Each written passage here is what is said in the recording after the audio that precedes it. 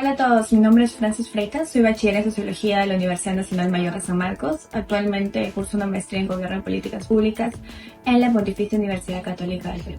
En esta oportunidad yo les voy a hablar un poco acerca de la relación entre la argumentación y las políticas públicas. Cómo podemos evaluar cuando estamos utilizando un buen argumento y cómo esto nos ayuda en el análisis de políticas públicas eficientes y efectivas que garanticen mejorar la calidad de vida de los ciudadanos. En primer lugar, tenemos que considerar qué es un buen argumento. Entonces, para ello nos preguntamos cuál es la estructura de un argumento. Según algunos teóricos, sostienen que un argumento está compuesto por dos partes. En primer lugar, tenemos el punto de vista. Nosotros día a día manifestamos nuestros puntos de vista, que son en general conclusiones, tesis o creencias. Pero cuando estos puntos de vista los sumamos a una razón, estos se convierten en argumentos. Es así que teóricamente se definen los argumentos como el conjunto de razones o pruebas en apoyo de una conclusión, una tesis o una creencia. Asimismo voy a comentarles un poco acerca de dos textos importantes acerca de la argumentación. Hay un texto de Ralph Johnson que es The Handbook of the Logic of Argument and Inference, que sostiene lo siguiente. Las premisas de los argumentos deben ser relevantes en la conclusión, suficientes para respaldarlas y aceptables a la audiencia. Esos son tres criterios que Ralph Johnson los utiliza en un triángulo que es el triángulo de la RSA. El triángulo de la RSA tiene, pues como todo triángulo, tres aristas: relevancia, suficiencia y aceptabilidad. Primero comencemos con el primer criterio, el criterio de relevancia. Nos preguntamos si nuestro argumento tienen que ver las razones con las conclusiones o tesis. Vamos de suficiencia al segundo criterio, el de relevancia, el siguiente criterio, que es de suficiencia.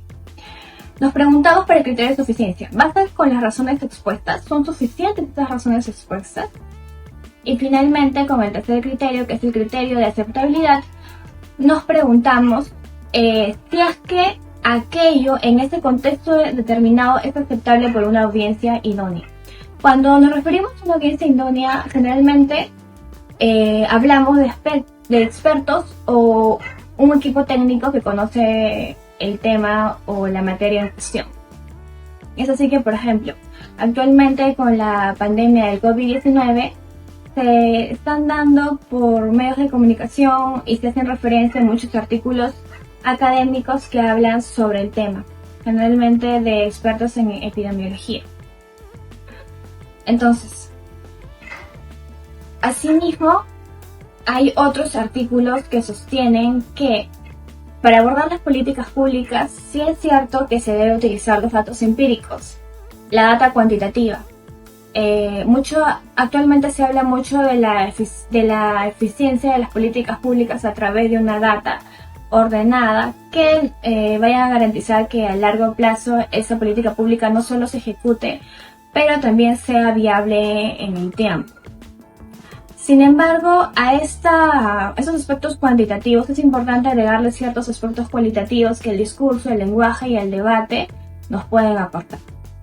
Hay un texto, el enfoque argumentativo para el análisis de las políticas públicas desde la perspectiva de Frank Fisher, escrito por Yasbledi Pirazán García y Sandra Llaner Ríos, que sostiene lo siguiente, en relación a las ideas que acabo de mencionar.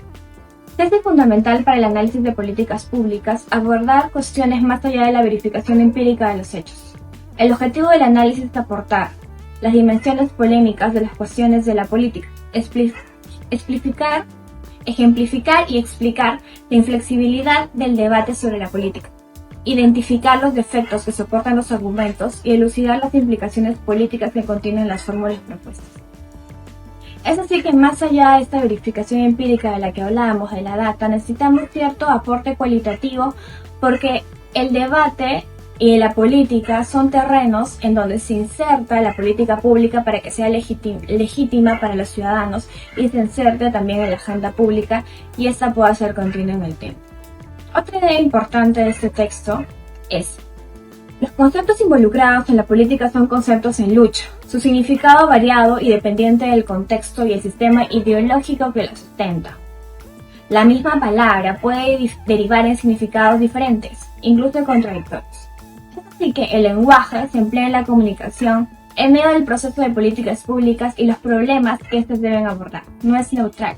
La política pública es el espacio en donde se tiene la capacidad de definir un lenguaje compartido. Como bien había dicho, el terreno de la política pública tiene actores estratégicos que van a estar en contra o a favor de la política pública.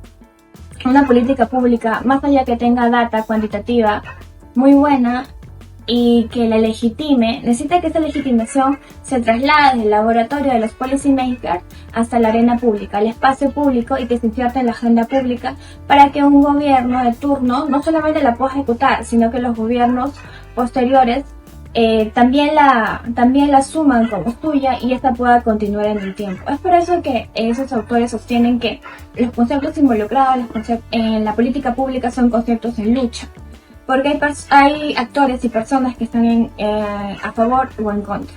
No es neutral. Sin embargo, cuando tenemos la capacidad de utilizar bien el lenguaje y el discurso, podemos definir un lenguaje compartido.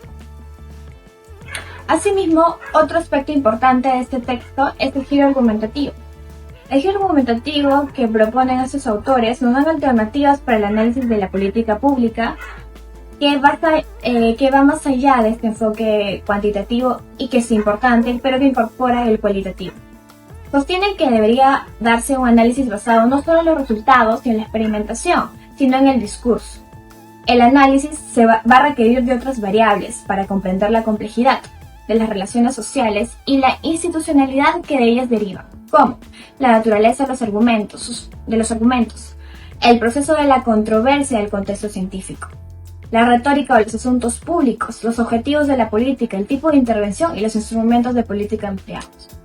Asimismo, según una corriente de las ciencias sociales como es el construccionismo social, se apoya en que el discurso de las políticas públicas está inmerso en una serie de ideas de significancias sociales que producen y reproducen prácticas discursivas para entender tanto la práctica como los contenidos de la política. Es por eso que necesitamos metodologías que incluyan el análisis del discurso y del lenguaje para analizar y llevar a cabo una política pública. Finalmente, como miembro del Club ONU San Marcos, me gustaría decir que estos modelos de Naciones Unidas son herramientas pedagógicas muy efectivas, no solamente en el pregrado, sino también en el posgrado y para funcionarios que estén interesados en el tema de la argumentación política. Esto porque los policymakers deberían ir o están tratando de ir mucho más allá de los conceptos técnicos y insertar esta política pública dentro de la arena pública para que ésta tenga viabilidad a largo plazo. Finalmente, esta es una iniciativa del Club ONU San Marcos para compartir contenido informativo de todo tipo y darles las gracias a ellos por la oportunidad. Muchas gracias.